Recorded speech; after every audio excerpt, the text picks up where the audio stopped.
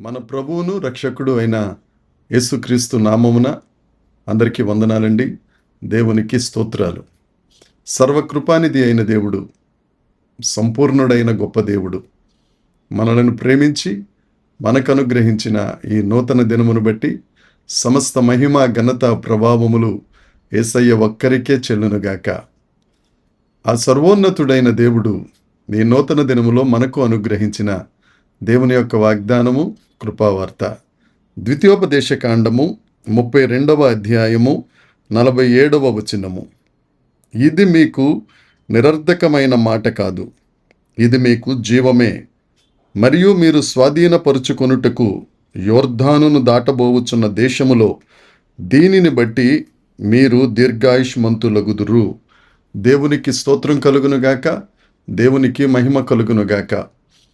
మన ప్రభువునందు అత్యంత ప్రియమైన దైవ జనాంగమా, మనందరికీ ఒక ఆశ ఉంటుంది. ఏంటంటే మనందరం దీర్ఘాయుష్మంతులుగా ఉండాలి.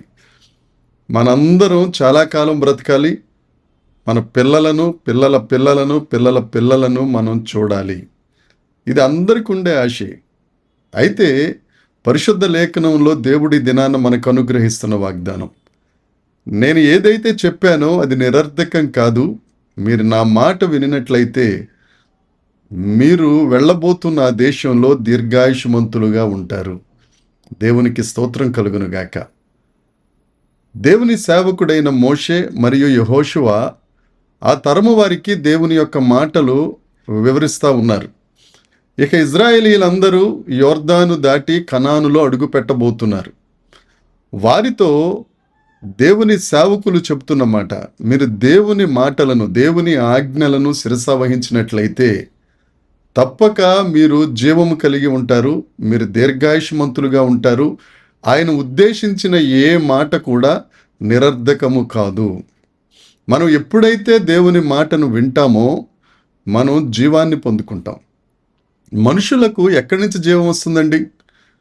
లేఖనం చెప్తుంది కదా, మనుషులు రొట్టె వలన కాదు కానీ దేవుని నోట నుండి వచ్చు మాట వలన ప్రతి ఒక్కరూ బ్రతుకుతారు. దేవునికి స్తోత్రం. మనం బ్రతకాలి అని అంటే దేవుని వాక్యంలో ఉన్న సత్యం మనం గ్రహించి ఆ వాక్యాన్ని ధ్యానించి ఆత్మానుసారంగా మనం నివసిస్తున్నప్పుడు శరీరానుసారంగా జీవం ఉంటుంది. ఆత్మీయ జీవితంలో కూడా మనం జీవము కలిగిన వారంగా ఉంటాం. ఆదికాండం 1వ అధ్యాయంలో భూమి శూన్యముగా, నిరాకారముగా, అగాధంగా చీకటి కమ్మేసి ఉన్నప్పుడు దేవుడు ఒక మాట ఆజ్ఞ ఇవ్వగా సమస్తము జీవం పొందుకుంది. దేవుని యందు ప్రియమైన వారలారా, ఎంతవరకు మనం బ్రతుకుతున్నాం కానీ మన జీవితములలో నిజమైన జీవము లేక, సమృద్ధి జీవము లేక, శ్రేష్టమైన జీవము లేక ఆ దేవునికి దూరంగా ఉన్నావేమో. ఆ దేవుడి దినాన్న నీతో మాట్లాడుతున్న మాట, నీవు దేవుని వాక్యాన్ని విన్నట్లయితే, ఆయన మాటను శిరసావహించినట్లయితే, ఆయన మార్గాల్లో నడవడానికి నువ్వు ఇష్టపడినట్లయితే నీవు నిశ్చయముగా జీవాన్ని పొందుకుంటావు. ఆయన చెప్పిన ఏ సంగతులు, ఆయన నీ కొరకు నిర్ణయించిన ఏ విషయం కూడా నిరర్ధకము కాదు. దేవునికి స్తోత్రం. యెషయా గ్రంథము 55వ అధ్యాయము 11వ వచనం చెప్పే మాట ఏమిటంటే, నేను పంపించిన దేవుని వాక్కు అది నిష్ఫలము గాక, నిరర్ధకముగా నా యొద్దకు తిరిగి రాదు. దేవుడు ఏ నిమిత్తమైతే నీ దగ్గరకు ఈ వాక్కును పంపిస్తున్నారో, ఈ మట్టి బొమ్మను ఈ దినాన్న మరుగుపరుచుకుని దేవుడు నీతో మాట్లాడుతున్నారో, ఆ మాట నీ దగ్గరకు ఆయన నిర్ణయించిన కార్యమును జరిగించి, నిన్ను ఆశీర్వదించి, నిన్ను దీవించి, నీ సంతానమును విస్తరింపజేసి, అంతేకాదు నిన్ను దీర్ఘాయుష్మంతునిగా చేస్తుంది. అది నీకు జీవాన్ని ఇస్తుంది. ఆ మాట నిరర్ధకము కాదు.